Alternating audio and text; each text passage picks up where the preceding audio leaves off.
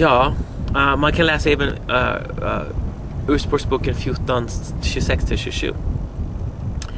Jag vill komma tillbaka till det som vi sa där tidigare. Hur Jesus i allt som han gjorde visade den perfekta bilden av Guds fruktan.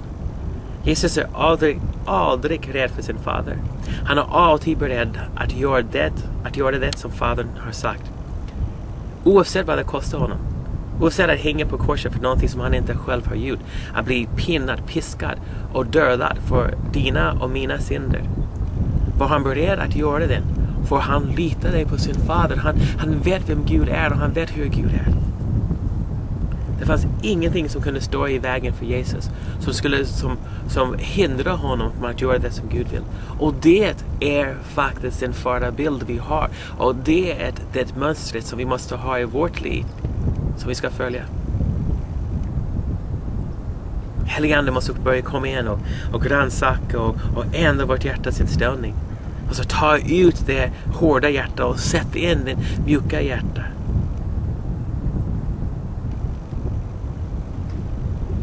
Det finns ingenstans, absolut inte någonstans i Bibeln där vi får se att Jesus inte underkastar sig Gud, sin faders vilja.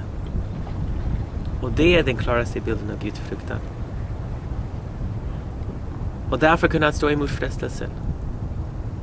Och kommer vi också kunna göra det. Han kunde uppnå det mål som Herren hade lagt framför honom. För han var inte beredd att avvika på något sätt. Han var inte beredd att ge upp någonting. Han var bara beredd att bara satsa stenhårt. Göra det som fader vill. I 22:4 Ordspråksboken. Lönen för ödmjukhet och Guds fruktan är rikedom, ära och liv. Rikedom, ära och liv. Ödmjuk. Jag vet att Gud är större än mig. Jag vet att han behöver inte mig. Jag vet att allting hänger på honom och inte på mig. Men ändå vill jag faktiskt göra det som han vill. Trots att jag är inte så bra och jag gör misstag. Det ska inte förhindra mig. Det ska inte bli en ursäkt till varför jag inte ska lyda honom och följa honom i allt som jag gör. Det måste jag sträva efter. Även om jag misslyckas, jag måste ändå fortsätta framåt. Och jag vill uppmuntra er att göra samma sak. Don't beat yourself, Slå inte dig själv över hur många gånger du har misslyckats. Istället, stå upp, borsta bort knäna och följa Herren Gud. Gör det. Det är så superviktigt att du gör det. Så superviktigt att du gör det.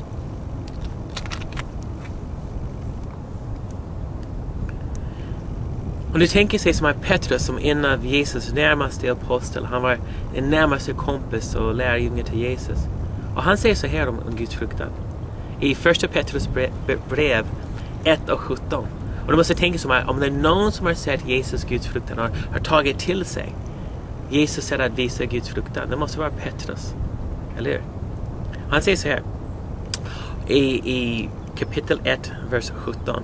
Om ni säger fader, när ni åkallar honom, som dömer var och en efter hans gärningar, utan hänsyn till person, lev då i Guds fruktan under den tid ni vistas här.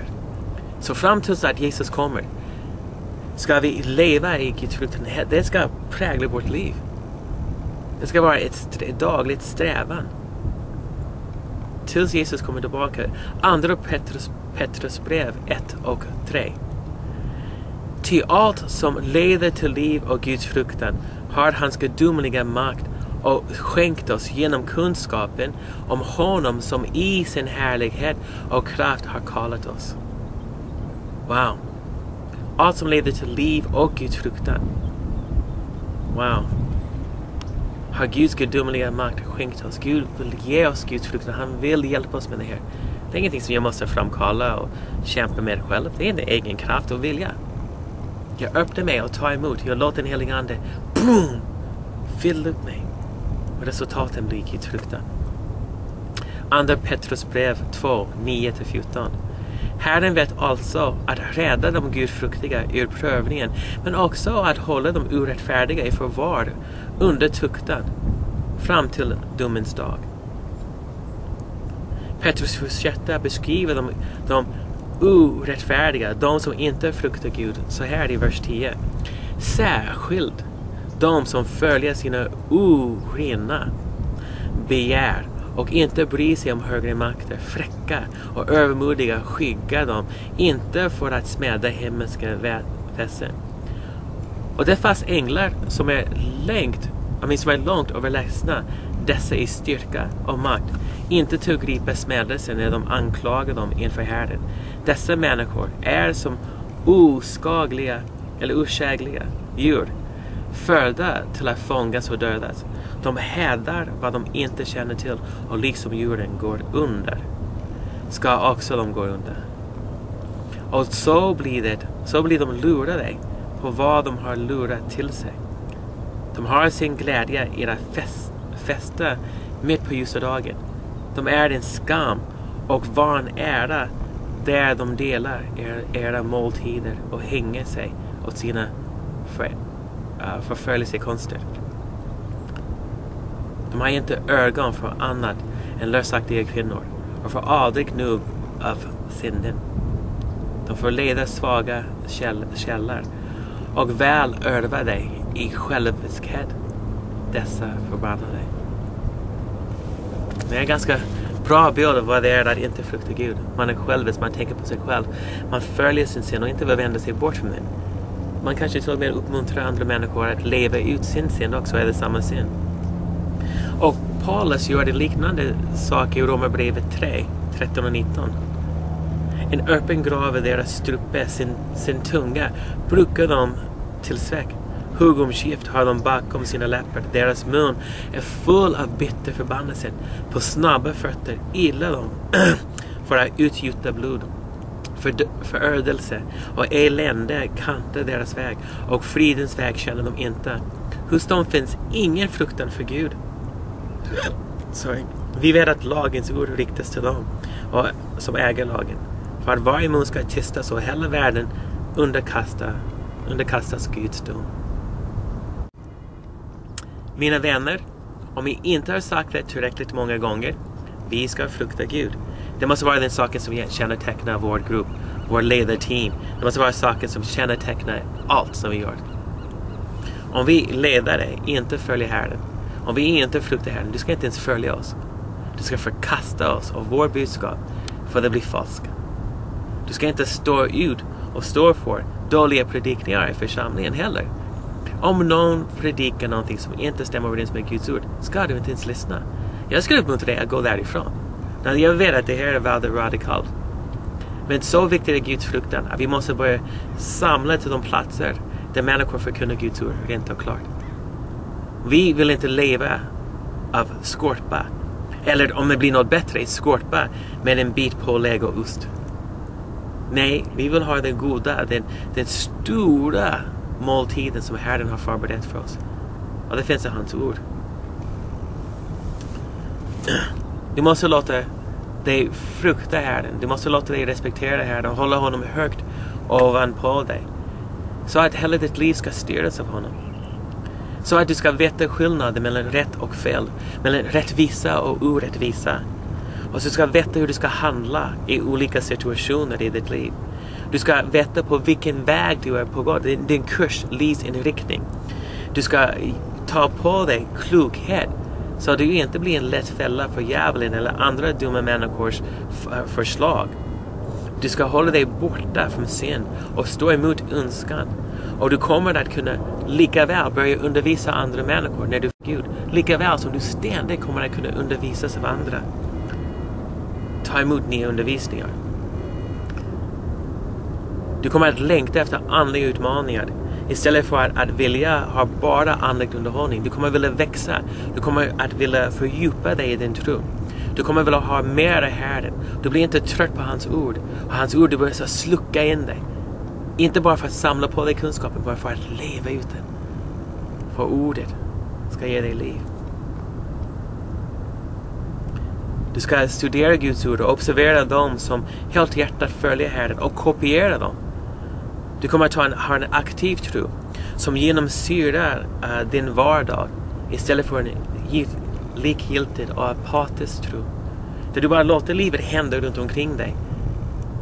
Där du inte tar ansvar.